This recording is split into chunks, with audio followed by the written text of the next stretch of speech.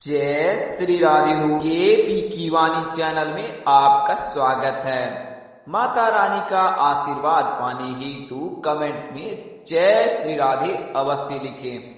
वहीं अगर आप महाकाल के भक्त हैं तो कमेंट में हर हर महादेव लिखें। यकीन जानिए माता रानी की कृपा आप पर अवश्य ही बरसेंगी। साथियों, आपसे निवेदन करूंगा कि आप किसी का उपहास बिल्कुल ना करें। ऐसा करने से किसी के मान सम्मान को ठेस पहुंच सकता है। दोस्तों, केपी की वाणी पर अब आप शादी कुंडली भी बनवा सकते हैं। इसमें विवाह से संबंधित सभी प्रकार के सवालों के जवाब दिए जाते हैं। आपके मन में जितने भी सवाल होंगे विवाह को लेकर, उन सभी सवालों के जवाब केपी की वाणी पर दिए जाते हैं। यह जानकारी आप मौखिक या फिर लिखित दोनों माध्यमों से प्राप्त कर सकते हैं। इसके लिए महज मेहनताना लिया जाता है। तो आपकी शादी कब होगी, कहाँ होगी, कैसे होगी, किससे होगी, किस दिशा में होगी, कितनी दूरी पर होगी, किस नाम से होगी, किस राशि से करनी चाहिए, जीवन साथी का रंग रूप स्वरूप स्वभाव और उनका कैरियर कैसा होगा, आपका कैरियर कैसा होगा, अगर आप लव मैरिज करना चाहते हैं तो माता पिता की सहमति मिलेगी कि नहीं मिलेगी, इन तमाम तरह के सवालों के जवाब आपको दिए जाएंगे।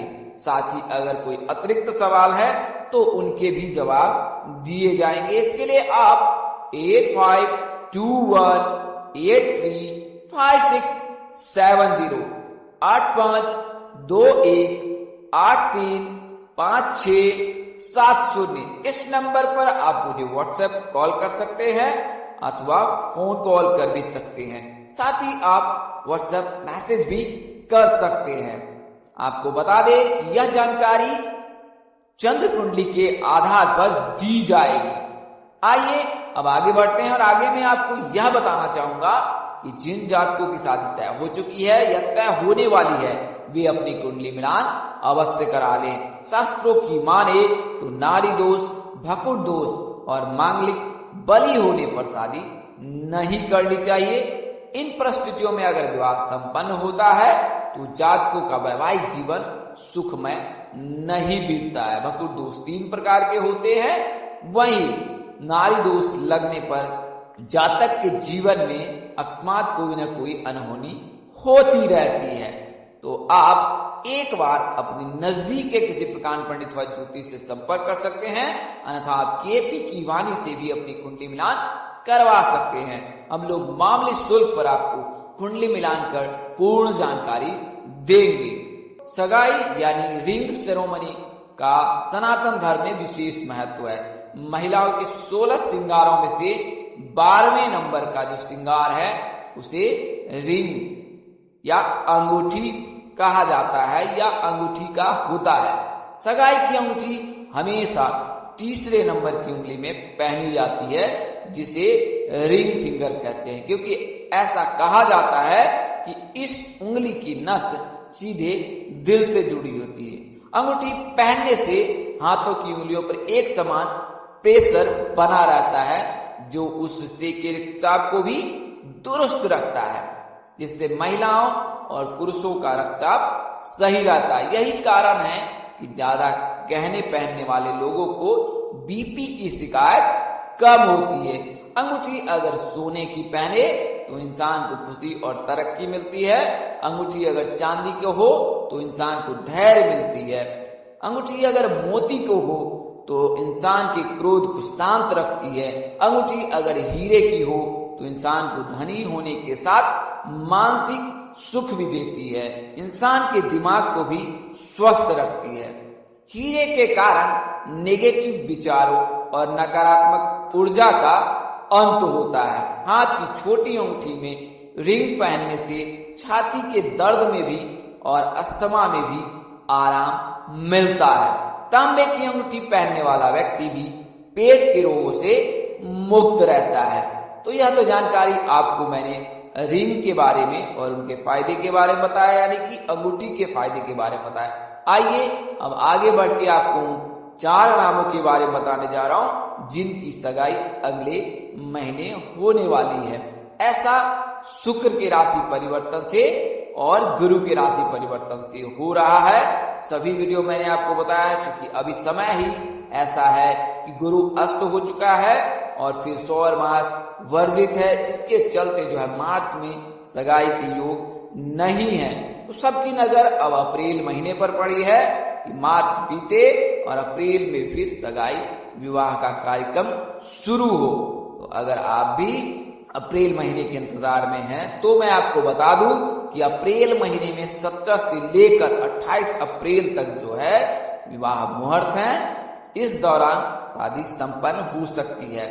यह जो 17 से लेकर 28 अप्रैल की बात मैंने की है, इसमें 4 से अधिक घंटे तक विवाह मुहूर्त है। हालांकि अन्य दिनों में भी विवाह मुहूर्त है, 16 अप्रैल को भी विवाह मुहूर्त है, किंतु 17 अप्रैल को 4 घंटे से अधिक का विवाह मुहूर्त समय है। इसके लिए जो है 17 से 28 अप्रैल को ही मान्य माना गया है। तो आप इन तिथियों का अवश्य ध्यान रखें। तो पहला जो नाम अक्षर है वो डी से शुरू होता है, यानी कि मीन राशि। तो गुरु का राशि परिवर्तन 13 अप्रैल को होगा और मीन राशि में प्रवेश कर जाएंगे गुरु, कुंभ राशि से निकलकर। तो डी अक्षर यानी मीन राशि के जातकों के जो है अगले महीने सगाई के प्रबल योग है और 17 से लेकर 28 अप्रैल के मध्य सगाई निश्चित ही हो जाएगी। सगाई जो है SGV नाम के किसी जातक से होने की संभावना है, यानी कुंभ राशि के। तो कुंभ राशि के जातकों के भी योग बन रहे हैं। हालांकि अगर मेष राशि से इनका विवाह संपन्न होता है तो ज्यादा बेहतर होता है। तब तक क्या करें आप? तो भगवान श्री हरि विष्णु जी की पूजा करें, उन्हें पीले पुष्प अर्पित करें, उन्हें पीले मिठाइयां अर्पित करें, फल फूल धूप दीप दुर्वा आदि से भगवान श्री हरि विष्णु जी की पूजा करें। लड़कियां गुरुवार का व्रत अवश्य रखें।